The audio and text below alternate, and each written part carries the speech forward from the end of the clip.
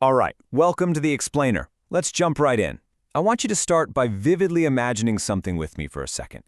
Picture yourself standing alone in this dry, windswept field.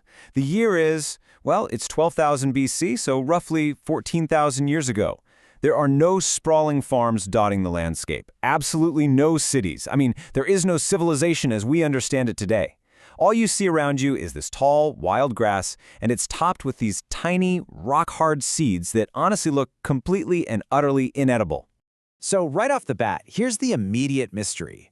Why on earth would our early hunter-gatherer ancestors spend hours upon hours agonizingly harvesting these rock-hard, tiny seeds? It was backbreaking work for something that didn't even look like food. What could possibly compel them to burn so much precious energy on this seemingly useless weed? Well, the answer to that is a massive prehistoric plot twist. That ordinary-looking wild grass. It's the secret catalyst for, well, almost everything. It is literally the foundation of agriculture, the reason for the very first cities, and the engine behind massive empires. Today we're diving into the surprising story of how humans invented bread and how it quite literally built the modern world. Section 1. The bread before farming, a prehistoric plot twist.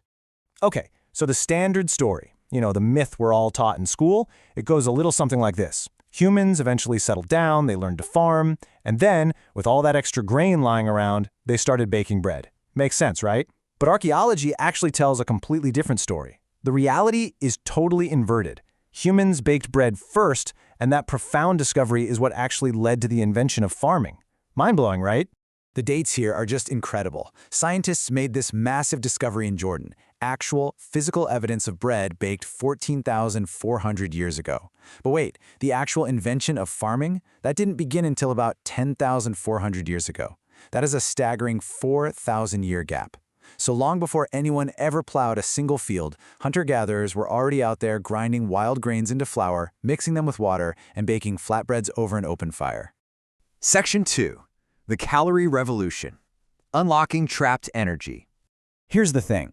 If you just eat raw wild grain, it is nearly impossible for the human body to digest. You'd literally burn more energy chewing the stuff than you'd get from digesting it. But our ancestors, they figured out a cheat code. By grinding those tough little seeds and cooking them, they unlocked all these dense calories trapped inside. The result was bread, a super lightweight, easily pourable source of dense energy. It was the ultimate ancient power bar. And this brilliantly illustrates one of the most fascinating theories in modern archaeology today.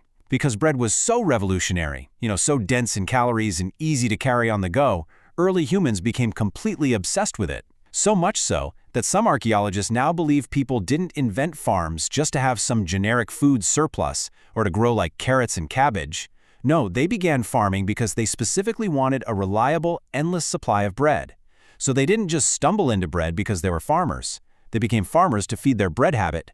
Section 3. Egypt's Fluffy Discovery. The accident that changed everything. So for thousands of years, bread was basically just dense, hard flatbread. But then, the ancient Egyptians accidentally discovered fermentation. Somehow, wild yeast found its way into their dough and it completely, and I mean completely, transformed the chemistry of baking. Instead of just baking into a hard, cracker-like disc, the bread rose. It puffed up. This super lucky accident totally revolutionized baking, giving humanity those soft, fluffy, air-filled loaves that we still recognize and crave today. And this fluffy new bread, it became so universally desired and so deeply valuable in ancient Egypt that it essentially functioned as literal currency. Now, we always imagine the Great Pyramids being built under, all sorts of harsh conditions. But the historical record actually shows that the workers who built those monumental structures were literally paid for their manual labor in daily rations of bread and beer. I mean, bread wasn't just their lunch break, it was their actual paycheck. Section 4. Empires built on bread. Power, control, and revolution. As you move through history, bread impacted global empires in some wildly different ways. On one hand, you have Rome, right? They successfully controlled their massive, sprawling empire by basically turning bread into a mass-produced government utility. They instituted strict price controls and these massive grain doles just to keep the population fed and pacified. But then, contrast that with France, centuries later. When bread became too expensive for the common person to afford, the French Revolution erupted. Rome kept its empire by controlling bread. France lost its empire because it couldn't. And honestly, it goes even deeper than just politics and economics. Because bread was the absolute sustainer of everyday life, it became deeply enshrined and made entirely sacred within major world religions. It wasn't just a basic commodity anymore. It was spiritual sustenance. It became a literal symbol of life itself for millions of people. Section 5. The ancient recipe today. 14,000 years of repetition. So, look at us today. We have these massive industrial factories that can pump out thousands of perfectly sliced loaves in mere hours.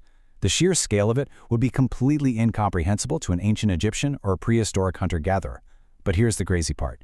Despite all our modern technology, our lasers, our robotics, the core formula remains exactly the same. You harvest, you grind, you add water, you apply heat. That's it. For over 14,000 years, humanity has just been repeating the exact same ancient recipe. Which brings me to what I really want you to take away from this explainer today.